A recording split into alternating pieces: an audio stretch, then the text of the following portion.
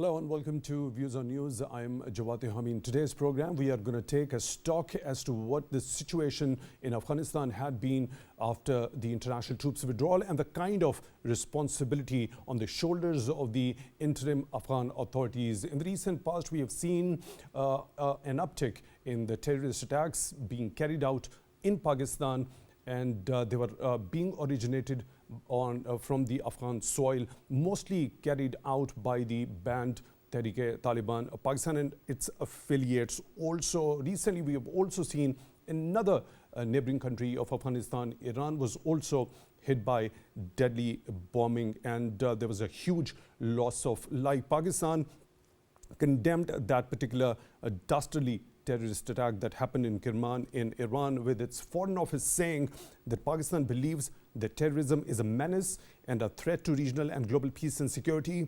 It is to be confronted through bilateral and regional cooperation, unquote. Now, we have also seen an important meeting happening between the caretaker foreign minister of Pakistan, Mr. Jilani, and the special representative of Iran for Afghanistan, Mr. Hassan Qaumi. And according to Pakistan's Foreign Office, caretaker Foreign Minister Mr. Jilani had said during this particular meeting, let me quote it, that Afghanistan's neighboring countries have a key role to play in the region's peace and stability. According to the Foreign Office, Mr. Jilani also emphasized the need for coordination among the regional countries on Afghanistan for regional stability. He has also underscored Pakistan's commitment for a peaceful and stable Afghanistan. And now, regarding that particular bombing that happened in Kerman in Iran, that was claimed by IS Khorasan province, also strongly condemned by the United Nations Security Council. Earlier in September, we saw there was a fifth Moscow format meeting on Afghanistan, which had called on the Afghan Taliban to take effective measures to dismantle terrorist groups within the country. Now, we have seen since that Kabul takeover by the Afghan authorities, and as per their international commitment in the form of the Doha Peace Accord, the Afghan Taliban was supposed to take effective and concrete measures against any sort of militant group that was based in Afghanistan. And Pakistan, in that regard, because of the resurgence in terrorism in the recent past in Pakistan, where Balochistan and Khyber Pakhtunkhwa had been the main focus of the target of these terrorist attacks by banned Taliban, Pakistan, its affiliates, Pakistani authorities had been urging the Afghan authorities to fulfill their commitment regarding taking concrete measures against the banned Taliban, Pakistan. But we have seen continuously, there were a lot of statements coming from the interim Afghan authorities, on one side denying the presence of banned Taliban, Pakistan on Afghanistan's soil, also at the same time saying that they were taking this particular issue very seriously, ensuring that the Afghan soil was not being used against any regional or neighboring country. All these things to be discussed in today's show. For that, we are honored to have been joined in the studio by Air Vice Marshal retired Ijaz Malik. He's senior analyst. Mr. Malik, thank you very much for your time, for being with us on the show tonight. Really appreciate that. At the same time, on Skype, we are being joined by Dr. Shafqat Munir Ahmad. He's senior analyst. Dr. Ahmad, thank you very much for your time also for being with us on the show tonight. Really appreciate that. Let me begin the discussion with you, Mr. Malik. Now, this particular meeting, specifically talking about the caretaker foreign minister, Mr. Jilani, and the special representative of Iran for Afghanistan, in which Pakistan's caretaker foreign ministers emphasized the enhanced coordination, the importance of it for ensuring peace and stability in Afghanistan, and of course addressing the threat of terrorism that emanates from the Afghanistan. So first of all, the timing of this meeting, especially we've seen recently Iran also being hit by deadly bombing claimed by one of the affiliates of Islamic State, that happens to be ISKP.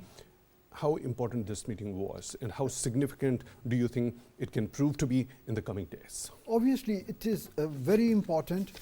And I am very positive that this is a very natural step in the backdrop of the regional threats, threats within the region.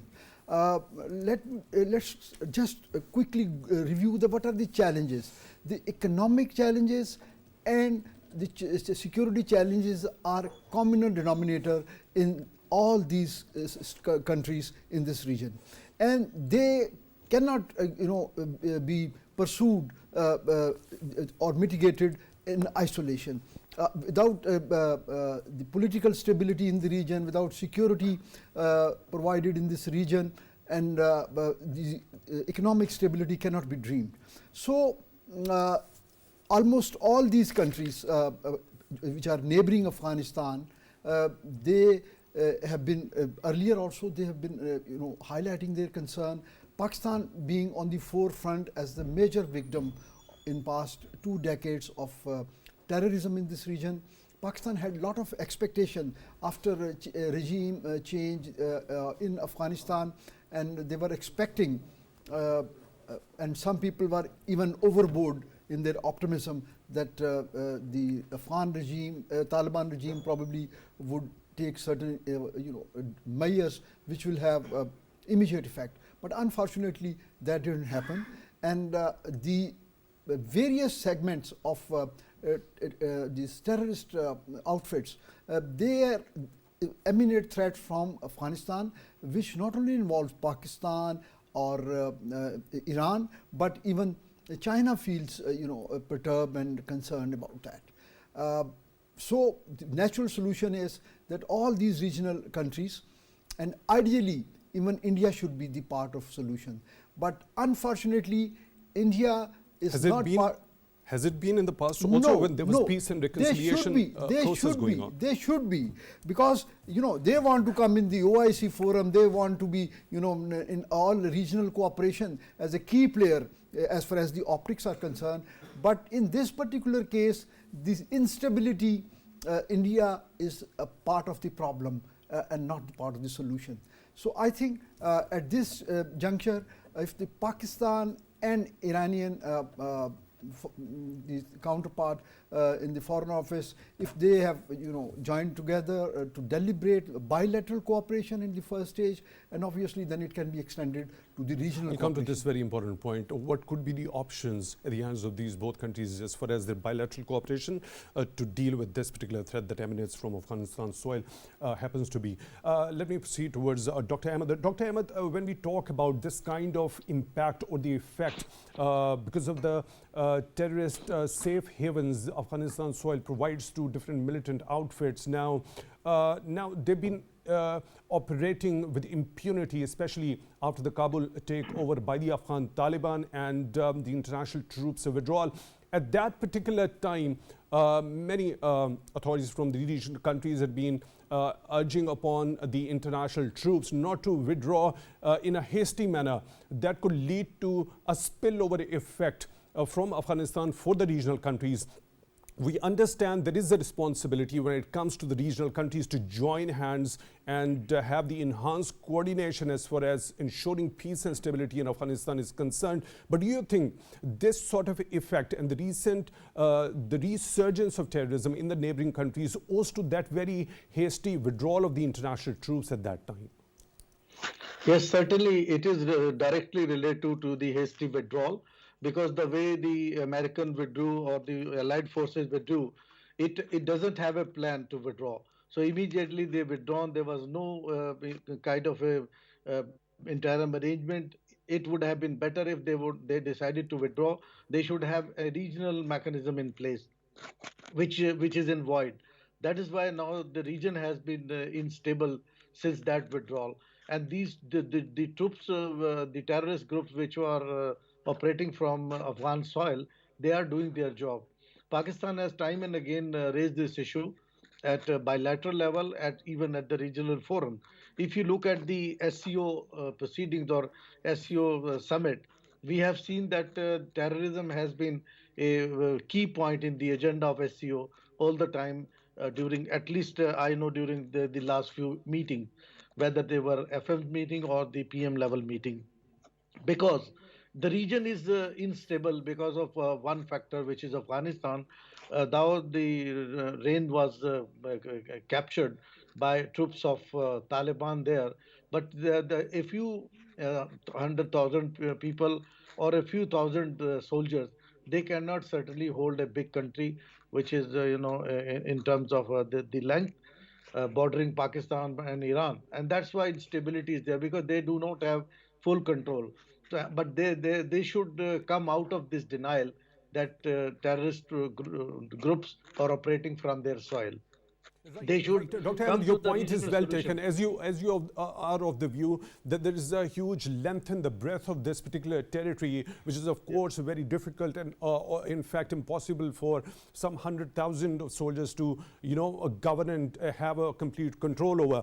Now, when it comes to this particular point, it of course makes us understand there is naturally a limitation as to the governance at the hands of the Afghan authorities. Now, in that case, we have seen in the recent past that Pakistani authorities have been repeatedly asking the Afghan authorities to take an effective measure against the banned Taliban Pakistan. And if it required any sort of a help, why do you think that the Afghan Taliban don't ask for that particular help in order to build its capacity to have a complete control over the territory, and then that leads to any sort of effective measure against the militant outfits taking a safe haven over there? Actually, they are in the phase of denial. The Afghan regime, they should cooperate not only with Pakistan. China has also offered. There's even when the summit was in Moscow, they also invited Taliban. China invited Taliban, and they have asked the Taliban regime that they should look at their home, and if they would want any kind of support, they will be ready. But it is kind of internal dynamics because the regime is there, but their control is not over all over the country. The issue is that they should have requested the regional countries, those who are bordering with Afghanistan or even not bothering. SEO is the best forum where Taliban can present their solution, and all these countries are ready to provide them support. If they can provide them the energy resources to run Afghanistan, why they will not support them on curbing terrorism? Whereas the regional agenda of curbing terrorism is directly or indirectly linked to the Afghan present groups. So in that case, regional solution is an option. Pakistan is an option one. Pakistan has offered them. Pakistan did development work there so that the Afghan people should feel that Pakistani and Pakistan's authorities, they are supporting them. But unfortunately, they in the state of denial, they mistakenly had the analysis that they can run on, and they can push in that way. And that is why now Iran also felt the heat of the Kerman bombing. Pakistan also is facing these kind of things. So ultimately, and that's why Pakistan has now strictened on the border control for truckers, border control for others, and even for the foreigners living here.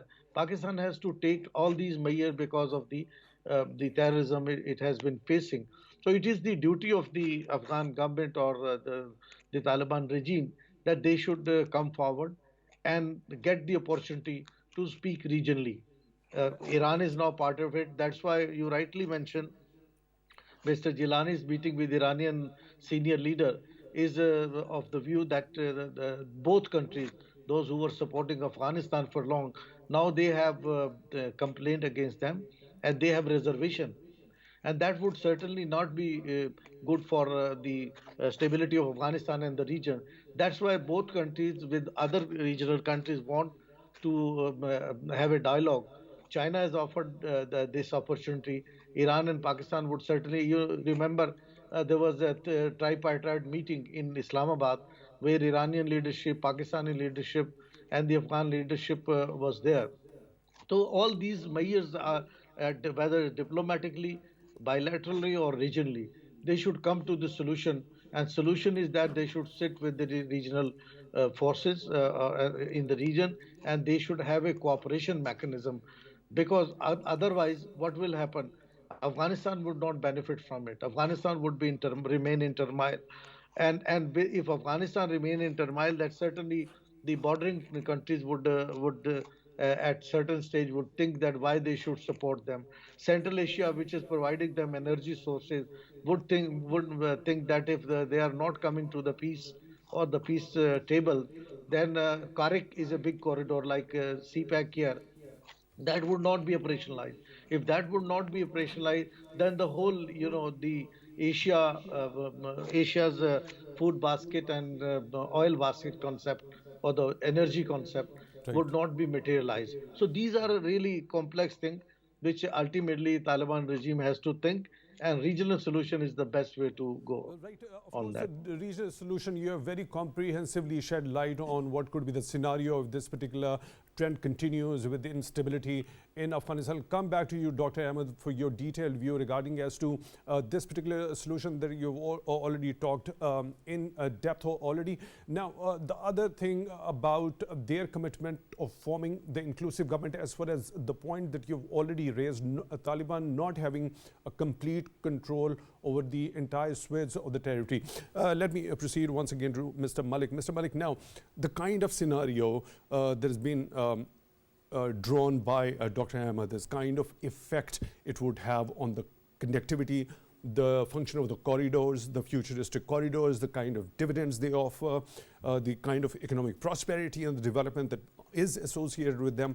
But the problem remains to be the instability in Afghanistan. Your understanding regarding that? I would first of all, endorse what Dr. Ahmad has said, that despite the fact that all the affected countries, they consider Afghanistan as the epicenter of harboring terrorism in the regional, neighboring countries. Pakistan, of course, in the lead. And second thing is, it's not only the capacity issue or governance issue, it's the intent also. They have never shown, other than some statements after taking over the regime in Kabul, and whenever we have protested on certain occurrence, other than they haven't done any taken any initiative or taken any visible measures which should show their any level of intent. So that's the issue, and it's definitely not only in the it's counterproductive to the aspiration of the regional countries as far as the development is concerned, of the Road and Belt Initiative, CPAC, and the connectivity between Central Asian states and the energy corridors. All these things, they hinge upon a stable Afghanistan which can provide transit, a smooth transit to all transportation of all these goods, particularly energy. But having said that, Afghan regime has, they know what is good for them, but the sequence of their wish list probably is incorrect. Or their diplomatic assessment of other countries to respond, I think it is flawed. For example, they could have taken certain very basic measures within their cultural and religious ethos, some measures to pacify certain concern. For example, women education or women participation, at least in some selective professions. So that could have improved their image. They want recognition first. No country is going to recognize unless they pay attention on the contemporary norms of being a civilized country or a responsible state. So unfortunately, if they don't set their priorities right, they will continue to be under the same economic and social disorder as they are now, and they will continue to radiate instability in the region. So the kind of the dire economic and humanitarian crisis is the international troops withdrawal. I mean, shouldn't there be naturally a realization among the Taliban ranks, also their commitment when it comes to having a control, a complete control over the territory, and to have the relations that could be beneficial for the Afghans in general?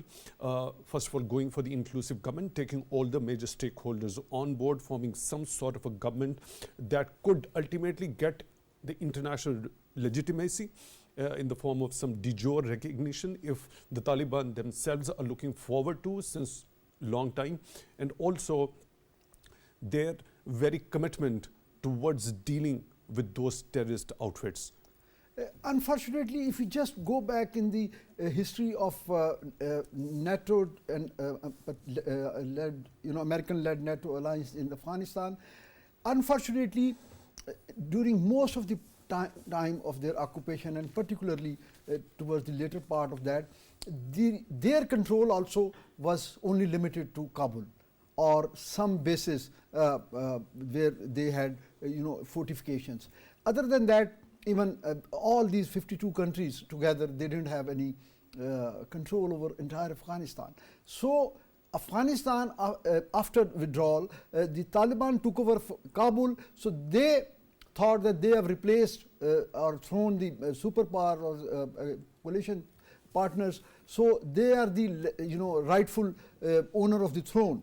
But they forgot that unless they make an all-inclusive government, which can only be formed given the history of centuries in Afghanistan, unless it's based on a very flexible governance and it's based on give and take, because there are warlords, there are tribal culture, and they have their strongholds. So they will only be able to join if they have some incentives to be the part of the government, or the government shows some flexibility to engage them. So they haven't done that so far. So that's why they are contained only in Kabul, and the kind of apparent stability in Kabul, they claim that the Afghanistan is quiet and calm, whereas it's not like that. Right, Dr. Ahmad, now that particular point that I've already raised, of course, you put forth your view regarding as to regional coordination being one of the highly viable solution as to addressing this particular problem of terrorism emanating from Afghanistan soil. What about the Taliban's approach towards the other major stakeholders when it comes to their commitment of forming an inclusive government in Afghanistan that could ultimately lead to the situation getting better for the Afghans in general in terms of the economic and humanitarian crisis that they are faced with since the Kabul takeover? I think that's the mistaken identity within the Afghan Taliban regime, that they can alone take the government and they can smoothen the situation. That's their mistaken ideology. Because unless there is an inclusive government, which was the original idea of all the regional countries, that they will be supporting them, they will be recognizing them only if it will be an all-inclusive government. Number one. Number two, if the rights are protected, human rights are protected, particularly as Malik Sahab also mentioned, the women's rights are protected. Now, recently, Britain has offered them that they can consider to reopen their mission in Kabul if they really come to the terms of respecting human rights and all what they have promised to the global commitment at at the initial level. If they come to that, a lot of other players would also be jumping into that. For example, China is already supporting the Taliban. Not all Talibans are not just a unified group of people. There are many sort of Taliban within Taliban regime and also in Afghanistan. So it's not just there is one kind of Taliban ruling. They are ruling it, but that's why they are avoiding inclusive government, because they know once they include other people, then they would be excluded. It is their thinking. But unless they have Dr. Ahmed, I see the the Northern conflict Alliance on extension over board, here. they have other players on board, they cannot really run a This government. particular point, Dr. Ahmed, that you have just made, Taliban's of being various factions. Now, how much the divisions within the ranks of the Afghan Taliban has to do with this particular threat of continuous terrorist attacks which originate from the Afghanistan soil. Do you think because of these divisions within the ranks of the Afghan Taliban are actually adding fuel to the fire? Yeah, this is what I have earlier said, the local dynamics, because they know if they will stop them bombing outside the territory of Afghanistan, they will start inside the Afghanistan. So, because of these differences, they are not stopping them to bomb in Iran or in Pakistan. That's the weakness on their part. Earlier, they were saying that they are holding all the groups in their control, but that is not the situation. They, to avoid their own situation at home, they are allowing them, and allowing, they cannot stop them actually. They don't have control over the groups they are operating from Afghan soil. So that's why situation is unstable there. If they wanted, there are certain elements within the Taliban regime government, those who wanted peace, those who wanted to live in peace with the neighboring countries, but their voices is not heard because of these influencing groups, those who are having terrorist manifesto. They overpower them, they influence them, and ultimately they cannot take a decision. Again, see, if for example now is situation that a few thousand soldiers, Afghan soldiers, are holding everything in Kabul and surrounding, or in some parts with alliance with other like-minded groups. If the table turns in future, some other group emerge, then what happened? Again a war. Again those who will be holding gun, they will speak in the in terms of gun, and they will took over the government from the current Taliban. This is what they want. Before it happens, they should come to the regional table, regional solution. They should talk to the regional government. They alone cannot control even the groups who are operating from within their territory. They can be controlled through the regional countries' sort of support. So Pakistan has already offered. Now Iran would certainly be offering them. So this is the opportunity that they should get rid of these troops from their soil, clean it, and make peace for not only for Afghanistan, for the region, which will ultimately lead to prosperity of the Afghanistan and the region. Right, Dr. Ahmed, we had recently seen there were reports by the United Nations Security Council sanctions monitoring team regarding as to what kind of a threat that emanates from the Afghanistan soil due to the presence of the international terrorist outfits, including the IS as well as Al Qaeda. Now, when we talk about the ideological differences between the Afghan Taliban and ISKP in particular, we'd seen there were certain instances in which the Afghan Taliban claimed to have taken very effective measure against very high profile figures associated with ISKP. Now, when they'd been taking that particular action against ISKP, and don't you think that naturally makes us understand that it has the capacity to take the similar sort of action against the banned Taliban Pakistan also, but the problem is somewhere else? Here is the local dynamics. Here is their dynamics.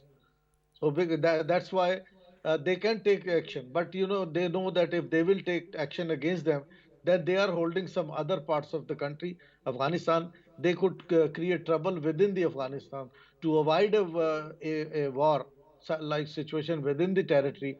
They are not controlling them. You are right that if they have some power to control some groups there, they can either negotiate or control by power to them. But certainly they are not doing it. Maybe Malik Sahab can add more on it. He was speaking on it. Okay, Mr. Malik, do you have anything to add to this when the Afghan Taliban can take effective measures against I ISK? think the ethnicity is one, the convergence of interest, because if we trace back their history, they have lot of commonalities. The Pakistani version or banned TTP or the Taliban. So there are certain shades of commonalities as far as their objectives are concerned. And secondly, we should not rule out that once it comes to transporting terrorism to Pakistan, it's Indian perspective and Indian involvement, it cannot be overruled. In fact, there has been credible evidence also at times wherein Indian funding and Indian support has been tracked back by the intelligence sources. So there is a difference while dealing with ISKP or dealing with TTP I think there is a difference of the nomenclature of the outfits, and it's obviously then their genesis to reach this particular situation, that is also prohibitive. So when you talk about, when you mention of India, in this particular instance, when it comes to the responsibility of the Afghan Taliban in particular, in the past we had seen during the Karzai government and the Ashraf Ghani's government, there was the nexus between the intelligence of the Afghanistan government and the peace spoiler of that particular time during the peace and reconciliation process, which of course you've mentioned that was India, and now again it happens to be the part of the problem. Rather, it ought to be the part of the solution. Why now? Can we have an understanding that it was more natural logic for them to have a nexus under the Ashraf Ghani and Hamid Karzai's regime instead of Afghan Taliban? Actually, now this particular issue is not that straight. It's not linear. There are a lot of layers on this. You know, there are internal strifes. They have their own history. Afghans. I mean, they have always been, tribal, warlords, and they could only unite against a foreign threat, starting from the British Raj in subcontinent. But whenever the invaders have gone out, they have again started to fight on various reasons. It could be the control of territories, or it is control of whatever resources are available. So that is one issue. Second is that as I mentioned, the ethnicity is one, and the Indian layer or Indian interest in the region, and now the support of or tacit approval of United States in this region, where they provide India with a lot of freedom of action, as long as it is serving American objective of China containment in the region.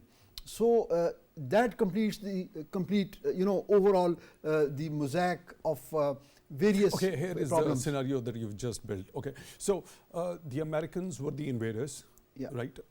They fought the war for 20 years against the Afghan Taliban, snatched their regime when they invaded it. Now they have gone back. We saw there was peace spoiling going on the part of India at that particular time during the Ashraf Ghani's and Hamid Karzai's regime, nexus with their intelligence. Now, you also mentioned there is a tacit approval of the US to India, the freedom of movement as to what it deems fit when it comes to the containment of China, right? So if China is being contained with the tacit approval of the US, giving India that free hand to operate as it deems fit in the region, creating instability in Afghanistan. Now, naturally, shouldn't there be a realization among the Afghan Taliban ranks that it was the Americans, they were fighting that war for 20 years.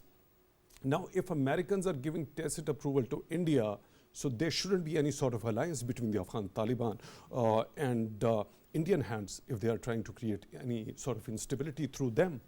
So India should naturally be serving as an enemy to them, because if US is the friend of India, giving it tacit approval to freely. But it is again, it's not 2+2 kind of a situation. TTP getting resources and funding from India, it serves their purpose to remain relevant, remain a potent threat, and continue to attack Pakistan time and again, just to show their presence and just to make people realize that there are areas, the erstwhile FATA or the neighboring regions to Afghan border, where they have their synthesizer and they can penetrate in that area and take on their desired target. And their target selection is again to discredit our law enforcement agencies and to gain the limelight, the media limelight, because that keeps them relevant. So that is one factor. Then as far as Balochistan is concerned, the CPEC route, the CPEC, the progress and development related to CPEC, that is the area where not only in America or India, all anti-China and all the other regional players who do not think who take this as a threat to their economic growth or their economic dividends in the area. So obviously they are also indirectly or directly involved in this. So this is a very complex situation, and I think it's a very good step that Pakistan has taken. At least, first of all, it will ensure that we have part of, this bilateral talk would ensure, inshallah, that we have a part of our western border, which is towards Iran, that is secured. So this should always be welcomed, and then we can concentrate on resources towards the Afghanistan side. Right. I'll take your detailed view regarding as to what kind of options, the possible measures in the immediate term Iran and Pakistan could have in order to secure that particular border along Afghanistan. Dr. Ahmad, now, what's your understanding of the role of the peace spoilers at this particular point in time vis-a-vis the situation in Afghanistan and Afghan Taliban are concerned? I think if the regional solution comes earlier, then these spoilers have limited time to react. But if it prolongs, then certainly they are regrouping, and they would be detrimental to the peace process in the region. So that's why it's very timely that Pakistan has connected with Iran, and both countries can initiate this process, the regional process. They can take it to SCO level, they can take it to the other players, for example, China, Russia, and certain Asian states. And these are the influencing states as well in terms of Taliban regime, because they are depending mostly on the Central Asian support also and China support. So that's the right time now. These two countries should sit together with China and other countries to have a leverage, because China has some sort of influence in some groups in Taliban, and they can, and even the regime in Kabul, so they can negotiate it, and Beijing would be happy to host any such a conference as Moscow did previously. So there is a situation now that Pakistan and Iran would move in collaboration and in fast way, so that they should not regroup and spoil it. So spoilers has a time now to regroup, and before that they have already, the countries have, regional countries, they have already started their efforts, which I Right. think will be fruitful. Right, Dr. Ahmed, when we specifically talk about India, and this particular point that has been mentioned by Mr. Malik, the tacit approval of the US to India as to its freedom of operation, the way it deems appropriate for itself or for the interest of the United States when it comes to containment of China. Now, what about the Afghan Taliban's perspective regarding that? Don't they have that realization when it comes to their enemy whom they have been fighting war for 20 years? And if I that think particular country is that giving that's tacit very clear, approval to because India? yeah, it's a all game of Indo-Pacific, because American wanted to check India in the in Indo-Pacific, and they do not want that China, which has regained its role in the region, that should come. That's one thing. But second thing is that India is now sitting in SCO. SCO is becoming now a bigger regional entity. Earlier it was limited, now it will go to trade, economics, and everything. So India has to look at both ways, whether they should rely only on Americans. Once I had a discussion with one of Indian journalists. I said Pakistan has been very closely working, and we were close friend with America, and we had war in Afghanistan. We were there together. But what we have gained, they withdrew in a way that they put everyone in trouble. So they are not trusted thing. So they say we understand it, and there is a thinking in the Indian leadership also that they should be calculated. For example, here I would quote the recent thing when after the Ukraine war, when there was sanction or sort of debate on sanctioning Moscow, India did trade with Moscow and use ruble and use Chinese currency to get the fuel from Moscow. So, which means India would also weigh this situation. India may not be, going in that way. So that's why, as Malik Sahab also mentioned in the earlier part of the program, that India should also be invited to SCO, and together there should be in regional thinking, so that one of the big spoiler can also be part of the solution. Right. Mr. Malik, your quick comments regarding the options, the immediate term measures Pakistan, Iran can actually take when it comes to their coordinated, enhanced efforts in addressing this particular menace and the threat. I think first and foremost, we have had certain tensions with Iran as well in the past. First of all, we should address all those concerns and with Iran. And we should build confidence, initial confidence building after having done these initial confidence building measures with Iran. Then we should be together in unison, we should be formulating a policy or recommending a policy which should entail a major change in Pakistan-Afghan policy also, because I think we need to review and refresh our own Afghan policy as well. So that is the one major revamping of our foreign policy about Afghanistan, and Iran should be taken into confidence whatever measures we take, and I think we should move with baby steps maybe, but surely, slowly but surely, making it happen, and it is doable. Right. When it comes to Afghan and Iran and Pakistan joining hands when it comes to dealing with this particular threat. Now, the measures, how crucial and important is the intelligence sharing, firstly, and secondly, when it comes to the border management along Afghanistan, can Iran and Pakistan join hands in order to cooperate and collaborate to ensure the smooth my answer would be yes and no, for the reason that there is a huge, there is large volume of smuggling across this border. The border management is not an issue of the people going, the terrorists moving across the border, or the people who have some security risk posing to each other. It is that area is dominated on both sides of Iran borders with the mafias, with the people who are involved in the smuggling, primarily smuggling of the oil product, the petroleum product from Iran, and it runs into billions. So there's been a crackdown when it comes to Pakistani authorities in the recent past when it comes to the smuggling of various products towards the western borders. There is, but it's still, it's. I would say it's quite, we need to enhance, obviously. Right. It is just a fraction of, if you measure it or match it against the prevalent threat, it's a very nominal response from our side.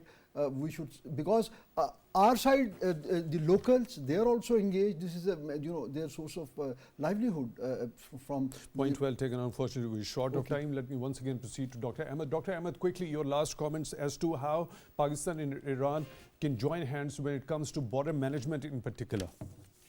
I think border management is important. For example, the smuggling thing. There should be some, there is a tradition also, there should be some border markets. We can set up border markets. There are a couple of, as a model as well, on one side in near Afghan border. So these border market, because the trading communities across the border, they do trade. They will continue to do trade. But there should be a locally designed markets there along the border. If things go outside the market, these border market, then they should be checked. If there is for local consumption and the local people, those who travel across border, they can shop through these markets. Only then their local needs can be met, and in one way, this management could be done. On the human, on the side of the human, if they cross border, the visa regime should not be that strict. It should be a lenient process. And if the genuine person are coming up and genuine person are crossing, then they should be allowed. For example, if somebody is coming for treatment, another, there should be a track record of that. Only the cases, those who are in a way that they might jump and they be disappeared inside Pakistan or in Afghanistan, then they should be controlled. So, for example, Right, now the truckers were coming up. Now, truckers, instead of a formal visa, they could be allowed be a visa permit or right. any No, kind of your arrangement. point is well taken. Dr. Ahmad, Dr. Shafqat Yep. Munir Ahmad, senior analyst, joining us on Skype. Unfortunately, we're short of time. I'll have to cut you over here, and I'll have to end the show over here as well. Thank you very much for joining in on Skype, Dr. Ahmad. And in the studio, we're honored to have been joined by Air Vice Marshal retired Ijaz Malik, senior analyst. Mr. Malik, thank you very much for your time also, for being with us on the show tonight. Really appreciate that. With that, we come to the end of today's episode. Till the next one, take good care of yourselves.